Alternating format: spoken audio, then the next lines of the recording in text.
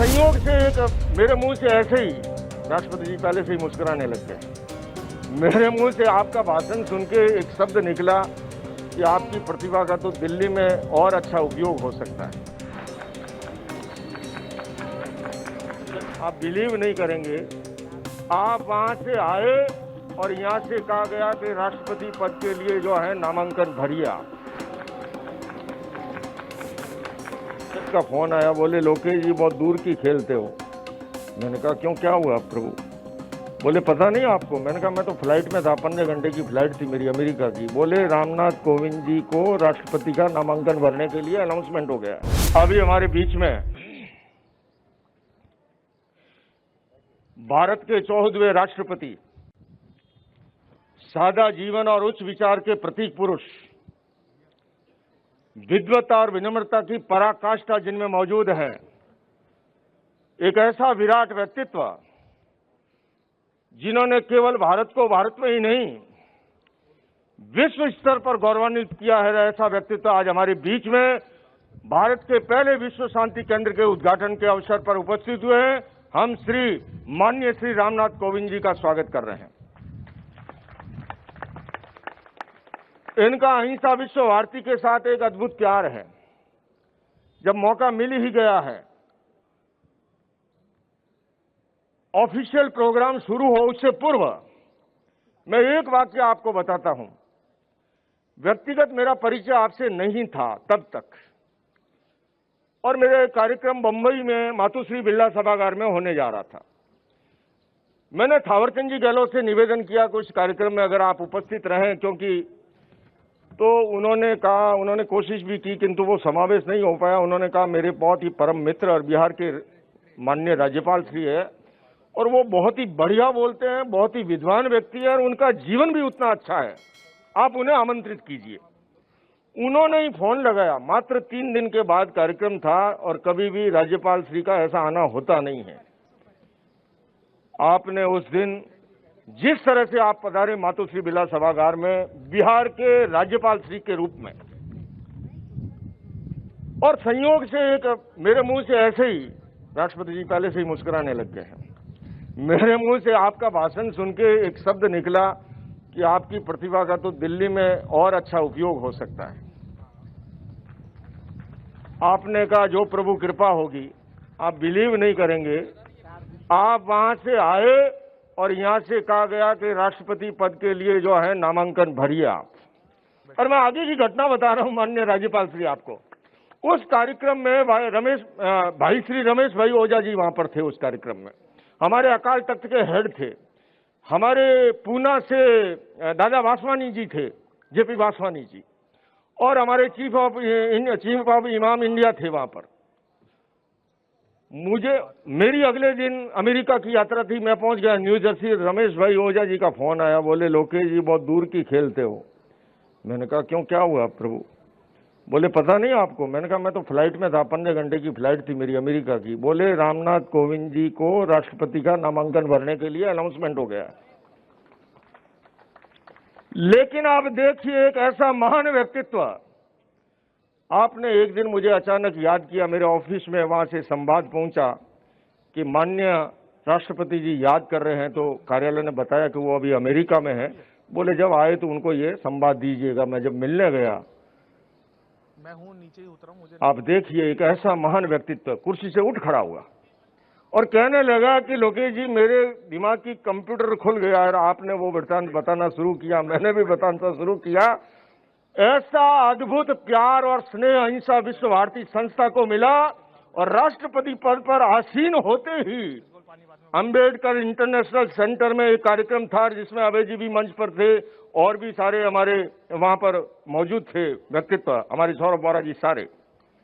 मैं कह सकता हूं बंधुओं और बहनों, ये भारत का सौभाग्य है कि एक ऐसा व्यक्तित्व हमें, और आज भी देश को बार बार चुनाव से टालने के लिए एक देश और एक चुनाव की दिशा की जो कमेटी बनी माननीय प्रधानमंत्री नरेंद्र मोदी जी ने, उसका नेतृत्व आपको सौंपा। और आपके व्यक्तित्व की ये विलक्षण विशेषता है क्योंकि दलगत राजनीति से परे आपका जो सम्मान है सभी राजनीतिक दलों के अंदर, आपने एक ऐसी सर्वसम्मति बना करके और अपनी रिपोर्ट प्रस्तुत की, और मैं समझता हूं जिस दिन एक देश और एक चुनाव का ये मसला जो है पूरी तरह से उस पर मोहर लग जाएगी, इतिहास में स्वर्णिम अक्षरों में सदैव आपको याद किया जाएगा कि जिनके कारण से हम देखते हैं आज भी गुड़गांव में चुनाव है प्रभु, हमारे निकाय चुनाव है आज हरियाणा के अंदर, आज ही चुनाव है। थोड़े दिनों पहले विधानसभा के हुए थे, थोड़े दिनों पहले लोकसभा के हुए थे।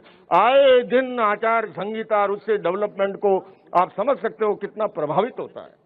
तो आपने वो पुरुषार्थ किया, सारे राजनीतिक दलों को, ये इनका अपना विराट व्यक्तित्व और कर्तृत्व है, उन सबको सहमत कर दिया और सर्वसम्मति से वो रिपोर्ट जो है लोकसभा के अंदर जो है वो प्रस्तुत हुई है। और आने वाले दिनों में जब वो उसका जो कानून बन जाएगा, ये भारत को न केवल सैकड़ों हजारों करोड़ का आर्थिक मुनाफा, बल्कि मैं कहता हूं कि विकास जो है रॉकेट की रफ्तार से आगे बढ़ेगा। तो आज ऐसे महान व्यक्तित्व हमारे बीच में मौजूद है। आज भारत के प्रथम विश्व शांति केंद्र के उद्घाटन के अवसर पर आप सभी के मध्य उपस्थित होना मेरे लिए अत्यंत हर्ष, गर्व और सौभाग्य का विषय है। जब आचार्य लोकेश जी ने मुझे विश्व शांति केंद्र के उद्घाटन का निमंत्रण दिया था, तब मेरा हृदय प्रसन्नता और आशा से भर गया था। प्रसन्नता इस बात की थी कि आचार्य लोकेश जी का विश्व शांति केंद्र की स्थापना करने का बरसों पुराना संकल्प अब पूरा होने जा रहा। मुझे आज भी याद है वर्ष 2017 में जब मैं राष्ट्रपति भवन पहुंचा और पहली बार आचार्य जी मिले, तो मैंने उनके भावी कार्यक्रमों की संरचना के बारे में पूछा, तो उन्होंने प्राथमिकता के आधार पर इस विश्व शांति केंद्र की स्थापना की बात कही थी। और इस सिलसिले में उनका कदम रुका नहीं। 2023 के अंत में जब मैं अमेरिका में था, तो वहाँ एक दौरे के दौरान एक कार्यक्रम में हमें लोकेश जी मिल गए। मैंने पूछा, हाँ गुरुदेव के साथ में था, एक और कार्यक्रम था, उसमें मैंने पूछा कि लोकेश जी आप यहाँ कैसे? वो दूसरे कार्यक्रम की बात कर रहा। तो उन्होंने कहा कि आपको याद होगा मैंने जो विश्व शांति केंद्र की स्थापना की बात की थी, उसी के लिए मैं प्रयासरत हूँ। भारत तक ही नहीं है बल्कि विदेशों में भी मैं उसी कार्य के लिए प्रयासरत हूँ। और आज भी मैं आपके साथ यहाँ जो मुलाकात हो गई है वो भी इसी संदर्भ में। इस अवसर पर मैं आचार्य लोकेश जी को व अहिंसा विश्व भारती के समर्पित कार्यकर्ताओं को कोटि कोटि साधुवाद देता हूँ।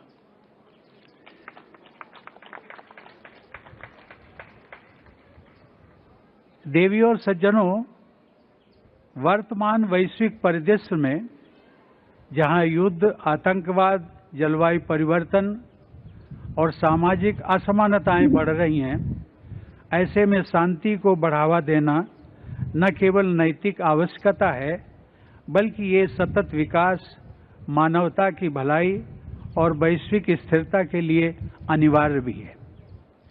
भारत में त्यागी, तपस्वी, मनीषी, ऋषि मुनियों और आचार्यों की एक अद्वितीय परंपरा रही है। भारतीय संस्कृति ने भौतिकता और आध्यात्मिकता में से हमेशा आध्यात्मिकता को ही प्रधानता दी। आज के युग में जब भौतिकवाद अपने चरम पर है और उससे उत्पन्न समस्याओं से पूरी दुनिया जूझ रही है, ऐसे में भी भारत ही आध्यात्मिक चेतना व नैतिक मूल्यों को विश्व भर में पुनः स्थापित करने के कार्यों का केंद्र बना हुआ। विश्व शांति केंद्र इसी कार्य को और गति देने की दिशा में एक महत्वपूर्ण प्रयास है।